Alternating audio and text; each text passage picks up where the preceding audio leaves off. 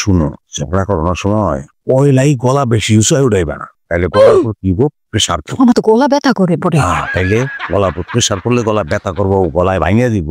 হ্যাঁ, এগুলা লিখে আবার চিকিৎসা করতে হবো, হুদাই বাড়তি করো। টেকনিক্যাল হইতে কেমনে আস্তে আস্তে ঝগড়াটা শুরু করতে হবে, কারণ ঝগড়া মনে করো যে অনেকক্ষণ ধরে করতে হবে, কারণ কি করবো, এইটা অনেকটা রাগ সঙ্গীতের মতো।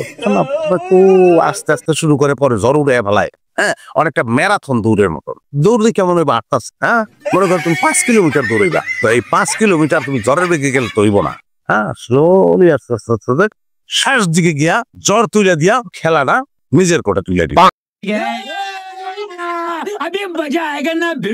বুঝতে পারছো?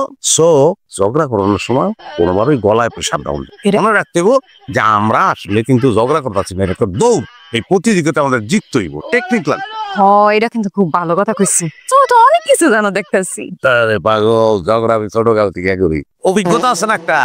সেই অভিজ্ঞতার আলোকে আমি তোমার কথাগুলো, ভালো কথা, এই অভিজ্ঞতার আলোকে আমি তো একটা বই লিখতে পারি। ধরো বইয়ের নাম হইব ঝগড়ায় সফল হওয়ার 101টি উপায়। তোমার বই লিখতে পারলাম, এটা কিন্তু খুব ভালো হয়, তাহলে অনেক মানুষের অনেক উপকার হইব। কত মানুষের মনে আশা যে আফসোস মিলে ঝগড়া করবো, ঝগড়া করতে পারে না। হ্যাঁ, কারো দম নাই, কারো লজ্জা করে। আমার বইয়ের মধ্যে এই দমটা কেমনে বাড়াইবো সেই সমাধানও দেওয়া থাকবো, শরম কেমনে ভাঙাইবো সেই সমাধানও দেওয়া। বই তো পুরা হিট হয়েছে, অনেক বিক্রি হইব। তুমি বই লেখা শুরু করে। হ্যাঁ, কালকে কি বলবো? আরে কিসের কালকে, আজকে শুরু করে দাও। ঝগড়া যেমন আমরা নগদে নগদে করি, বই লেখা হোক নগদে নগদ। তুমি কাগজ লাইতেছ তোমার ভাই। 2000 years later.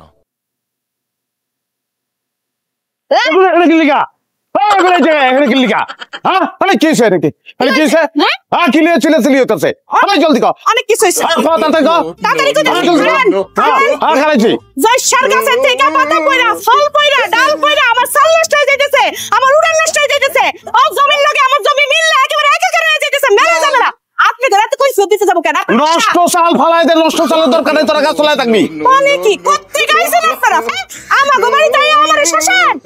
গলা উঠাবি না, গলা উঠাও, তুইলা তোরে আসার দেবো, তোর উপরে আসার দেবো, পুটকা বসানো তোর ঠাস করে বাইরে যাবি, চল বুঝবি। আব্বা নাকি? হ্যাঁ, আব্বা দেন না, আমার শেষ হইতেছে। আজকে আমার স্বামী বিদেশ বলে আমার একলা পাইয়া আমরা বাসে আসছে নাকি, আমরা মগের মূল্য কইছি নাকি? নাই, কি হইছে? আরে আগে ওকে পিটাই আলোবি, মাইরের উপরে কোনো ওষুধ নাই, জিগা তোর বাপেরে। আরে কদম স্যার, ঠিক আছে তোর বউ ঠিকই কইছে। হ্যাঁ, বুঝছি, তারা মারতো। আচ্ছা যাই হোক, সব ফালতু বেজালের মধ্যে আমার দরকার নাই, এগুলো চাইও না। পরে মিজাজ খারাপ হয়ে যায়, কারে মারবো কারে ধরবো কোনো ঠিক নাই। আমার জামাই তো মার্ডারের আসামি, 5টা মার্ডার করছে, জেলে শিক্ষাইতে বাইরে হইছে, বুঝছ না আমার জামাই। এই সব জায়গায় সব কথা কইছি। এই ওকে বাড়ি কোন জায়গায়? এটার পিছে। এই বাড়ির পিছনে বাড়ি? হ্যাঁ, ওকে বাড়ির ডান পাশের জমি কার? আমার। বাম পাশের? আমার বন্ধু সজীবের। আর ওকে বাড়ির পিছনে জমি? ওটা আমার চাষ হবে, আমার কাছে যাচ্ছে। তো সব তো আমগাম কই, তাহলে তোর কোনো সমস্যা নাই। আচ্ছা আমার যেটা পেলাম আমি কয়ে দেই পরিষ্কার, ডাইন পাশের জমিতে কুত্তার ঘর হইব, 16টা কুত্তা আছে আমার অ্যাসোসিয়েশন কুত্তা। হ্যাঁ, বাম দিকের জমিতে 16টা টয়লেট হইব, কুত্তার টয়লেট। আর পিছনের যে জমিটা অনেক সাপের চাষ করবো আমরা। আর এই পুরা বাড়ি ঘিরে একটা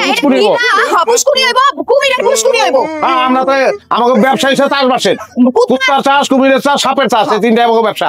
এটাই হইব, কোন লস জানি না হয়। জমির যা দাম তার চেয়ে বেশি টাকা দিছি, কিন্তু বায়নার টাকা কিন্তু কম দেই নাই, অনেক টাকা দিছি। এই ব্যাপারে আমি আর কোনো কথা শুনতে চাই না।